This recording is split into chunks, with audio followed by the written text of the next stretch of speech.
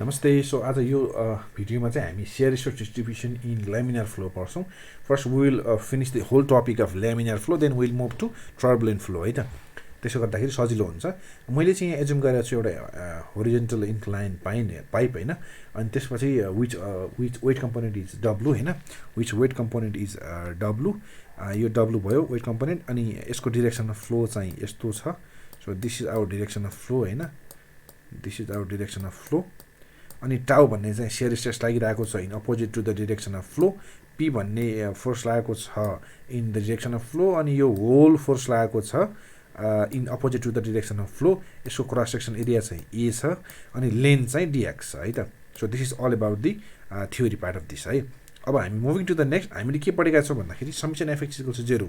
होरिजेन्टलले हामीले त्यसलाई इक्विलिब्रियम फोर्समा लाउँदै भनेपछि पिए हाम्रो यो चाहिँ पोजिटिभ, यो negative component because opposite to the force, अनि टाउ इन्टु 2 पाई डिएक्स यसको एरिया टाउ इन्टु फोर्स होइन, टाउ इन्टु एरिया, अनि डब्लु साइन थीटा यो डब्लुको तपाईँको होरिजेन्टल कम्पोनेन्ट है त। अनि के हुन्छ यसलाई खोल्ने हो भने चाहिँ पिए काटियो यसरी होइन। अनि डब्लु भनेको चाहिँ हाम्रो भोल्युम इन्टु गामा हो। अगेन भोल्युम भनेको ए इन्टु डिएक्स हो होइन। सो डब्लुको ठाउँमा हामीले गामा इन्टु एडिएक्स लेख्यौँ। अनि त्यो गर्दाखेरि चाहिँ अब हामी के गर्छौँ नेक्स्टमा, हामी एडिएक्सले बोथ साइडमा डिभाइड गरिदिन्छौँ। त्यो गर्दाखेरि यसको एडिएक्स काटियो। अब 2 पाई आर इन्टु आर स्क्वायर गर्न सकियो, 2 पाई इन्टु आर स्क्वायर गर्न सकियो भने त यो भनेको एरिया हुन जान्छ होइन। सो यहाँ हामीले त्यही गरेका छौँ हेर्नु है। ओके, यहाँ एकछिनपछि आउँछु म। अनि गामा इन्टु एडिएक्स, यसको एडिएक्सबाट यसको एडिएक्स पनि काट्यो यसरी है त। अनि त्यसपछि एमा चाहिँ मैले के भने 2 पाई इन्टु माथि आर थियो, यसलाई आर स्क्वायर बनाउन सकियो भनेपछि यो भनेको ए हो होइन। सो माथि पनि आर तर पनि आरले मल्टिप्लाई गर्ने हो भनेपछि माथि आर स्क्वायर हुन्छ। अनि यो भनेको चाहिँ हाम्रो एरिया हो। सो एरिया काटियो, अनि डिएक्स काटियो। अनि यहाँ के बच्छ भन्दा 2 टाउ अपन आर बच्छ। यो डिएक्स मिस्टेकली आएको छ। So please I am sorry for that होइन, मिस्टेकली आएको छ। Do not concentrate on this है त। अनि यहाँ के बच्छ गामा साइन थीटा। अब नेक्स्ट मोडमा हामी के गर्छौँ भन्दाखेरि चाहिँ will resolve this sine theta. जुम भनेको चाहिँ थीटा चाहिँ यहाँ डिजेटा पनि डिएक्स हुन्छ होइन। अनि साइन थीटा भनेको माइनस, यहाँ मैले लेखिदिएको छु साइन थीटा भनेको माइनस डिजेटा पनि डिएक्स हुन्छ। अब यो अनि हामी साइन थीटाको ठाउँमा चाहिँ त्यसको भ्यालु राख्छौँ माइनस डिजेटा पनि डिएक्स। अब के गर्छु म नेक्स्ट उसमा भन्दाखेरि यो होल टर्म र होइन, यो होल टर्म र म यो माइनस डिबी भन्ने टर्मलाई एकतिर गर्छु, अनि यो 2 टाउ आर भन्ने टर्मलाई चाहिँ एकातिर गर्छु। किन भन्दाखेरि चाहिँ मलाई टाउको भ्यालु चाहिएको छ। सो त्यसो गर्दाखेरि चाहिँ 2 टाउ ओपन आर भयो होइन, यहाँ 2 टाउ ओपन आर आयो।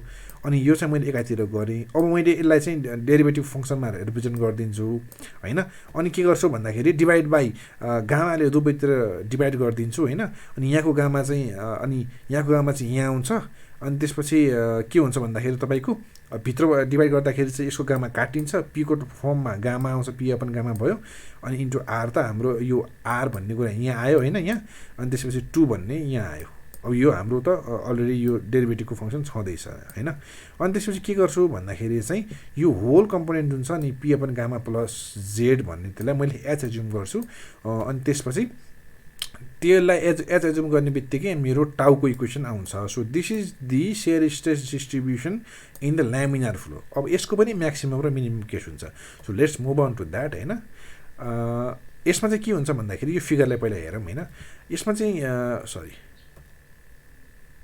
चाहिँ के हुन्छ भन्दाखेरि चाहिँ ओके नेग्लेक्ट माई फिङ्गर है त। यसमा चाहिँ के हुन्छ भन्दाखेरि यो चाहिँ तपाईँको पाइप भयो होइन।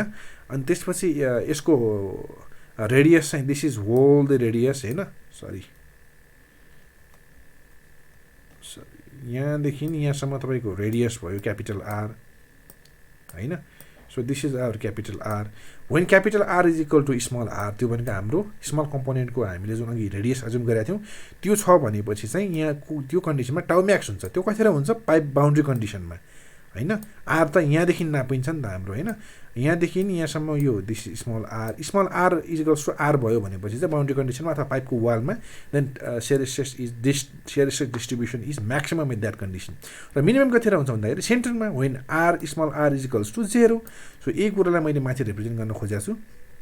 अब हेर्नुहोस् त when R is equals to R tau max हुन्छ कतिखेर भन्दाखेरि बााउन्ड्री एन्ड पाइप वालमा हैन अनि त्यसको कन्डिसनमा हामी टाउमासको इक्वेसन भनेको यो भयो के हुन्छ हामी स्मलरको ठाउँमा क्यापिटल आर राखिदिन्छौँ माथि हामीले डेराइभ गरेको इक्वेसनमा द्याट्स अल अनि मिनिमम कतिखेर हुन्छ भन्दाखेरि चाहिँ when R is equals to 0 कहाँ सेन्टरमा सेन्टर अफ द पाइपमा R minimum R is equals to 0 हुन्छ र त्यहाँ भनेको हाम्रो सेयर स्ट्रेस मिनिमम हुन्छ so this is all about the shear stress distribution के कमेन्ट्सहरू छ भनेपछि please it is highly appreciated and welcome thank you